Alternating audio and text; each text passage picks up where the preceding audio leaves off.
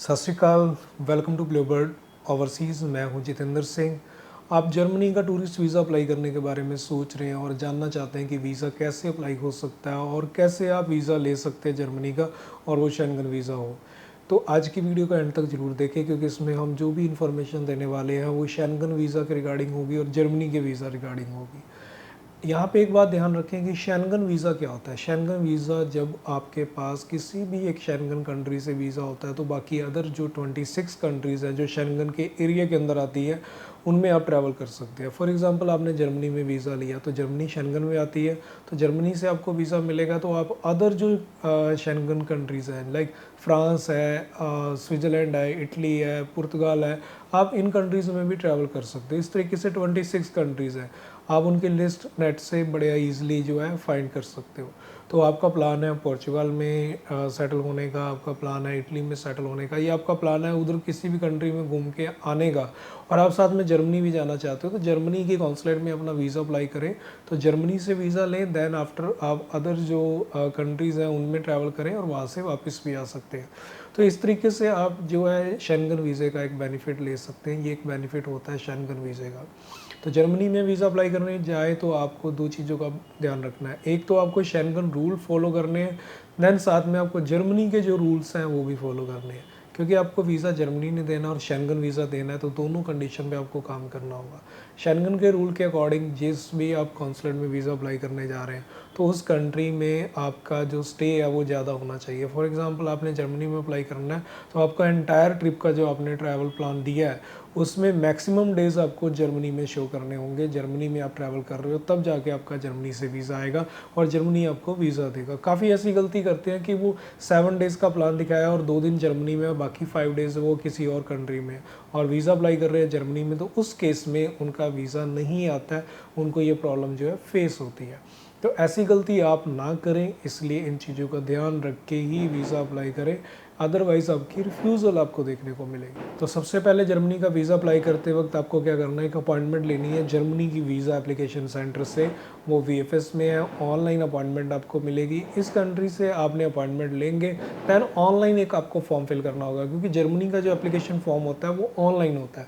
आपको online form fill करना है, देन आपको ऑनलाइन फॉर्म फिल करके वो सबमिट करना है जर्मनी में जब आप एप्लीकेशन सबमिट करने जाएंगे। साथ में आपको एक ट्रैवल प्लान देना है जो शेंगन रूल फॉलो करता हो, साथ में आपको एक कवर लेटर देना है, आइटनरी देनी है, आपको ट्रैवल इंश्योरेंस देना है, साथ में आपका जो है होटल बुकिंग्स हो, इसके बाद आपके इनकम प्रूफ होने चाहिए साथ में, देन आपके फाइनेंशियल डॉक्यूमेंट्स यानी आपके फंड साथ में लगने चाहिए। तो ये कंप्लीट डॉक्यूमेंट, साथ में आप अपने फैमिलीज़ के डॉक्यूमेंट भी लगा सकते हैं जिससे आप प्रूव कर सके आप कि आपके फाइनेंशियल टाइज भी इंडिया में और फैमिली टाइज भी आपके हैं इंडिया में। तो इस तरीके से आप कंप्लीट डॉक्यूमेंट देते हैं तो आपके वीज़ा के चांस जो है हाई हो जाते हैं। तो डॉक्यूमेंट लिस्ट की बात करें तो डॉक्यूमेंट में सबसे इंपॉर्टेंट जो आता है आपकी अपॉइंटमेंट जो होनी ज़रूरी है, दैन आपका एप्लीकेशन फॉर्म जो ऑनलाइन आपने फिल करना है, एक फ़ोटो जो कि वीज़ा की रिक्वायरमेंट के अकॉर्डिंग हो, यानी वाइट बैकग्राउंड के साथ और 80% फेस के साथ आ रही हो। देन आपको साथ में अपनी इनकम टैक्स रिटर्न जो है 3 ईयर की या 2 ईयर की वो सबमिट करनी है। देन आपको बैलेंस सर्टिफिकेट और बैंक स्टेटमेंट सबमिट करनी है। यदि आप जॉब कर रहे हैं तो सैलरी स्टेटमेंट भी साथ में सबमिट करें। यदि आप बिजनेस कर रहे हैं तो करंट अकाउंट की स्टेटमेंट साथ में लगाएं। तो इसके अलावा यदि आप फार्मिंग कर रहे हैं तो जे फॉर्म अपने साथ में लगाएं। तो इसके साथ साथ आपको जो है अपने इनकम प्रूफ जो भी आप कर रहे हो, यानी बिजनेस कर रहे हो तो रजिस्ट्रेशन डॉक्यूमेंट लगेंगे, करंट अकाउंट लगेगा, इनवॉइस बिल लगेंगे आपके। इसके अलावा बिजनेस के कोई प्रूफ है तो वो आप साथ में लगा सकते हो। इसके अलावा यदि आपके पास अदर डॉक्यूमेंट है, फॉर एग्जांपल आप जॉब कर रहे हो तो जॉब में एनओसी भी आएगी, लीव लेटर आएगा, साथ में आपकी सैलरी स्लिप्स आएंगी, सैलरी स्टेटमेंट आएगी, तो ये डॉक्यूमेंट आपके लगेंगे। और फार्मिंग कर रहे हो तो जे फॉर्म आएंगे, आपकी फ़र्द आएगी। कोई भी डॉक्यूमेंट हिंदी में ना हो, इंग्लिश में ट्रांसलेट करा के ही सबमिट करें। कई लोग सोचते हैं कि हमें जर्मन में ट्रांसलेट करा के देने, ऐसा नहीं है। आप सिंपल इंग्लिश में ट्रांसलेट करा के उनको साथ में सबमिट करें यदि आप टूरिस्ट वीज़ा के लिए जा रहे हैं तो ये। और इसके बाद आपको ट्रैवल प्लान देना फुल, जो कि आपको अभी बताया हमने कि आपका कवर लेटर, आपकी travel itinerary, hotel bookings, travel insurance, e ticket, तो ये कंप्लीट एक ट्रैवल प्लान होता है। तो ये सब कंप्लीट डॉक्यूमेंट आपको सबमिट करने हैं।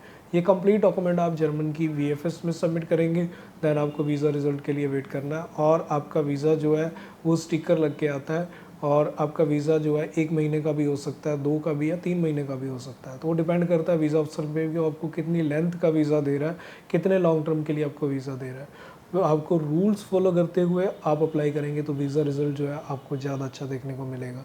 और आप हमारी टीम की हेल्प लेना चाहें तो हमारी टीम से कॉन्टैक्ट करके भी आप अपना जो है जर्मनी का टूरिस्ट वीज़ा जो है अप्लाई करवा सकते हैं।